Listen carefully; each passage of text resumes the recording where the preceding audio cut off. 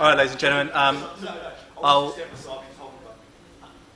introduce the wonderful Kynan and Kalani Robinson. I've had the pleasure of knowing both these two larrikins for, probably all his life. Yeah, all his life at least, and probably for the last 15 years of Kynan's life.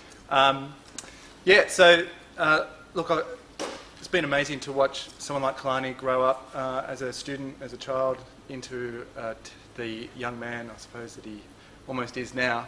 And I'm sure he and Kynan are going to put on a fabulous show. All right. So this is my son Kalani. So essentially, like Aurora 56Z, a whole new world. Essentially, like when Kalani was in grade 6 and I was a teacher at his school, we ran a project, a project through Minecraft. But basically, we taught a science unit based around sustainability.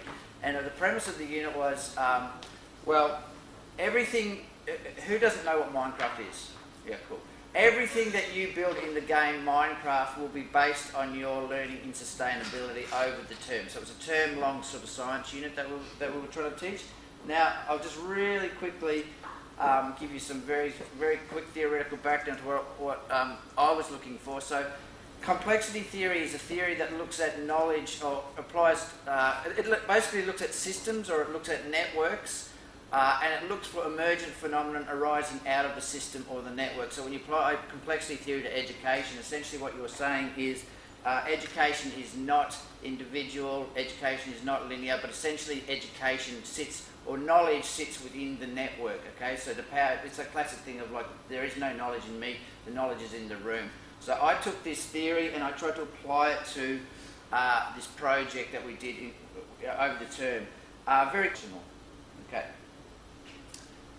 Emergent phenomena, so like emergent phenomena is phenomena that will arise out of the system that has not been previously predicted or cannot be previously predicted by looking at any of the data within the system. So you look at anything within the system, any of the kids, any of the teachers, etc. There'll be nothing pointing towards what potentially will emerge if you allow the system to teach itself. Okay, so emergent phenomena will arise when the complex system is open.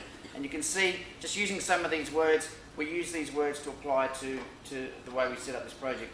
It is not hierarchically controlled. The system will be self-organising. It's a really key thing to know in what we did this project. It was a self-organising project. So removing the hierarchy. Who is the hierarchy? Curriculum, teachers, etc. Get them out of the way and see what happens. The system has strong internal communication between agents. It's really important, and Kalani's going to give you a bit of a talk about how we sort of stuffed up some of the communication, and then how like the system kind of got itself back on track. It requires feedback externally and internally, but the system must be feeding back onto itself. The system will be constantly adapting, changing and evolving, and it has the right mix of order and chaos. And in this project we came pretty close to going too far into chaos and getting the whole thing off track, and it's really interesting how the system pulled it back onto track.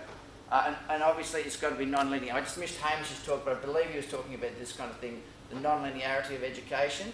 So I'm a really big believer in that as well. It does not work in a slice fashion. It is quite messy. All right, Kalani, over to you, mate. What do we actually do? Right, so summing all that up, we were basically 150 students, and we were given a Minecraft server and said, okay, so the world, as you know it, is dying, as with global warming and all that stuff. Here's a new world. We're all going to send you over there. You are the next generation, the kids. Make us a new world. Okay, awesome. So the world's blowing up. We've discovered this new planet. It's called Aurora 56. Real quick, we did have some issues with communication, and initially it was just chaotic mess. People just building on top of each other. People building houses on top of each other's. People destroying other people's stuff, etc. So Kalani, what was one of the ways to, like, the system? And I didn't want. They came to me and said it's a bit of a chaotic mess, but because I was trying to remove the hierarchical controller, I didn't want to tell them how to fix it. It's like, go fix it yourselves. So what were some of the ideas that came up to fix this thing? So communicate better. Sorry. As I said, it was very much organised chaos, but obviously as students we needed a bit more organisation to that chaos. So we began talking. We said it's getting very chaotic. People are building on each other's land and fighting over whose building is what, and so they started talking. They went to the teachers and said, what can we do? And the teachers said, you got to figure out what to do.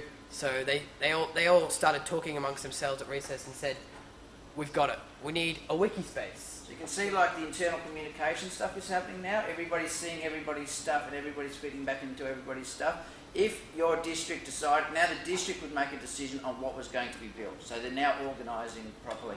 If the district decided to build a certain thing, they would internally debate, and then the decision would be made, and then they would collectively go out and build. So now it's not just everybody doing their own thing. The system is now communicating, and the system is actually teaching itself. We're going to finish with one really quick story.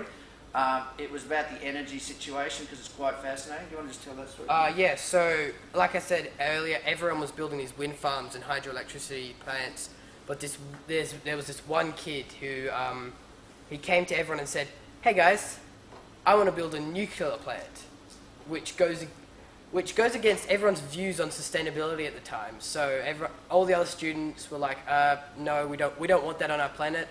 He went to like all the districts and said, "I want to build this. It's a good idea," and they said no.